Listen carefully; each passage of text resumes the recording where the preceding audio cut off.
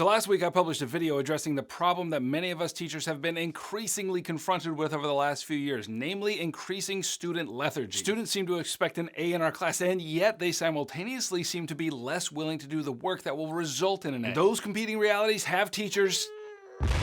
So one solution I put forward to this problem was to change our view of the classroom, namely to view our classrooms as voluntary organizations. And several of you asked for specifics, so in this video I'm going to give them to you. And the truth is, this was such a revolutionary turn of mind for me that I don't think I'm overstating it when I say that such a mindset change and the behaviors that accompany it can completely change your classroom and just maybe increase your pleasure in teaching and your students' pleasure in learning. Let me explain. Now, I covered the causes of student lethargy in the last video, and if you want to watch that, then click right here. The first two causes, COVID and phones, I'm not sure we can do anything about it. But with respect to the third cause, I think we can make some progress. The third cause of student lethargy is that they are compelled to be in my classroom by law. They have not chosen to spend their days this way. Big Daddy government tells them that they must, and that is not a way to inspire hard work. To be clear, I am not saying that I disagree with mandatory education laws. Like, I agree with Rousseau that if people are going to be governed by their own consent, they need to be educated, full stop, no equivocation. But unless your classroom is materially different from mine, most of your students aren't poring over Rousseau to discover the purpose of their education, and if they are, you clearly don't need my help. Like, whatever you're doing, you know what I mean? So my solution to this problem is to change the way we understand our classroom. Yes, it's true that we will have butts in seats every new year without having to go out on recruiting tours. The students will be there because they have to be. But given that reality, what if we treated our students not as those who were expected to be there, but as those who could leave at any moment? Which is to say, what if we treated our classrooms like voluntary organizations? And that would mean, in addition to being instructors, we must also become leaders. Now, before I tell you what I've learned and how to do that, let me address what some of you might be hearing right now. You might be hearing me say that student lethargy is our fault as teachers, and if it's going to be fixed, it's up to us and not the students. And maybe that sounds very callous because it might sound like I'm asking teachers, an already exhausted and underappreciated population, to do more than they're already doing. And I know people are hearing it that way because someone left this comment on my last video. This is basically a very subtle way of saying that the problem is the teacher's fault and we should take on the mountain of stress to fix it. I'm being asked to give students exponentially more work for one class than I ever had for any college history class. When they understandably rebel against this, you're basically saying I need to work even harder than I already do to brainwash them into thinking differently. So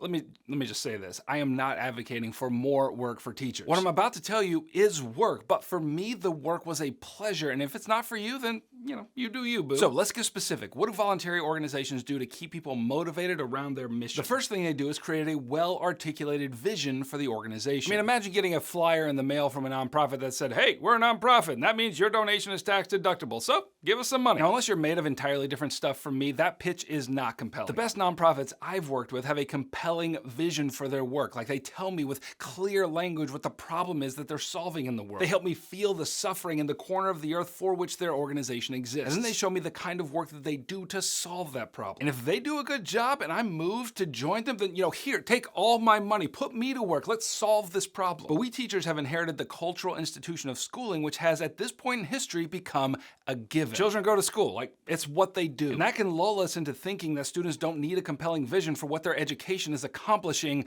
but they do. Now, I'm not saying we need to go off on a corporate retreat and craft some perfect vision statement and mission statement and core values and blah, blah, blah. But here's what I am saying. For me in my classroom, when this change started dawning on me, it occurred to me that for everything I ask my students to do, they have to understand why. So nearly every day I'm thinking to myself, why am I asking them to do this? And the answer is not state standards or an AP exam in May. I was not inspired to become a history teacher because someone showed me the Georgia standards. I mean, I think standards are good things, but they don't make my heart beat fast. What makes my heart beat fast is understanding why we study history in the first place. And if you're seeing this and you're not a history teacher, then, insert your discipline here. So on the first day of class, I've got to cast that vision for why we study history at all. I show them that magnificent line from William Faulkner's Requiem for a Nun. The past is never dead. It isn't even past. And I also keep in my pocket another magnificent quote from Apsley Cherry Gerard's book, The Worst Journey in the World. So much of the trouble of this world is caused by memories, for we only remember half. Oh!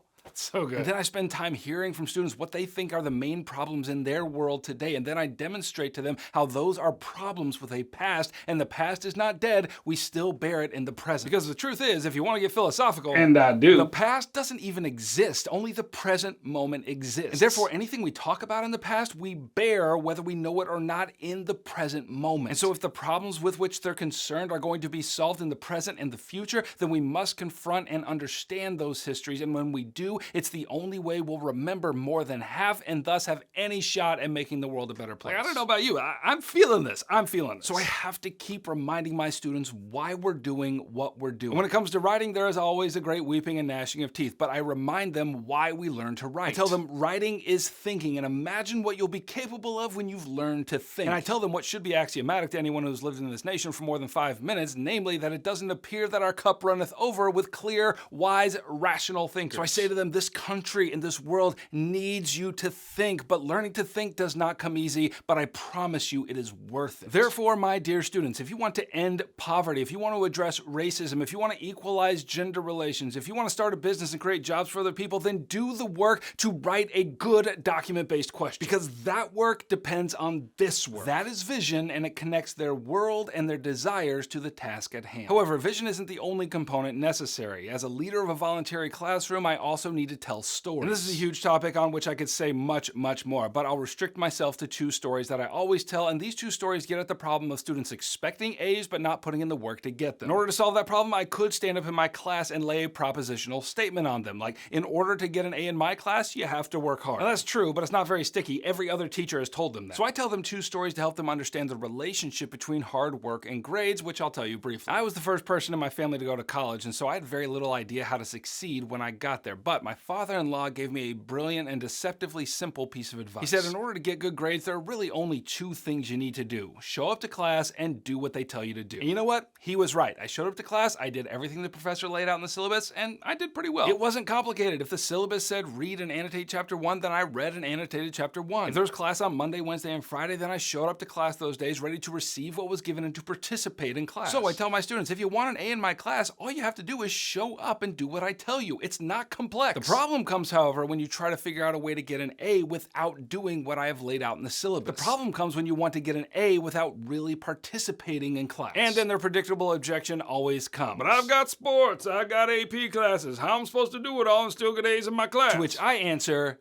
you don't. And that is when I tell them a second story. When I was in grad school, I was newly married and pretty poor. On one particular week, I had a term paper due on which I had procrastinated profoundly, but it was okay. I still had the weekend to get it all written. But on Thursday, a couple in our church told us that they had a rental cabin in the North Georgia mountains and someone canceled the reservation, and if we wanted to, my wife and I could stay there for the weekend for free. Now, that was a very hard decision. I mean, like, the obvious answer is no, right? Education trumps all. But because we had very little money, I knew that I could never afford to get away with my wife for a weekend, and we were in a season of life in which we desperately needed some time away. So I decided to take my wife to the mountains for the weekend. And when I returned home on Sunday night, I cranked out an exceedingly mediocre paper, and I was aware that this was not my best work. So I emailed the final draft to my professor, and because I was a little ashamed at how poorly written it was, I sent a little note along with it. I said, listen, I'm aware that this isn't my best work. I just need you to know that I know, and yeah, I'm sorry. When I got that paper back, do you know what I got? A big honking C. And why? Because it was a C paper. I didn't put the work in. That is what I deserved. And did I regret going to the mountains with my wife?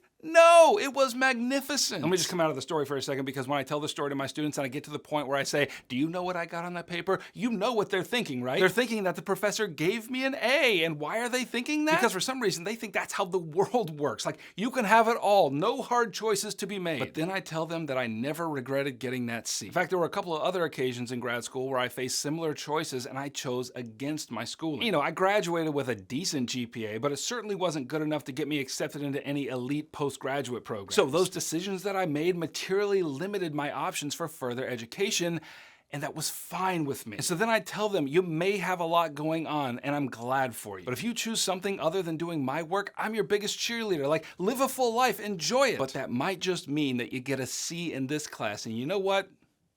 Maybe that's worth it. Now, I have countless other stories I could tell also, but in leading a voluntary classroom, stories stick and create a shared language to which we can continually return. So when a student fails a test because they had a travel baseball game or whatever, and they come begging me to do something about it, I just say, remember my C paper? Totally worth it. So I've gone on long enough at this point, but all I'm trying to say is that voluntary organizations thrive on vision and storytelling. And if we teachers can keep the why of our classroom always in front of us, and if we can shape their expectations through narratives, then I think we have a good chance of solving at least a part of the problem of student lethargy. And look, if you still think I'm loading you with more to do, then click right here and see what I really think of teachers. And if you haven't already subscribed, and I'll catch you on the flip-flop, Heimler out.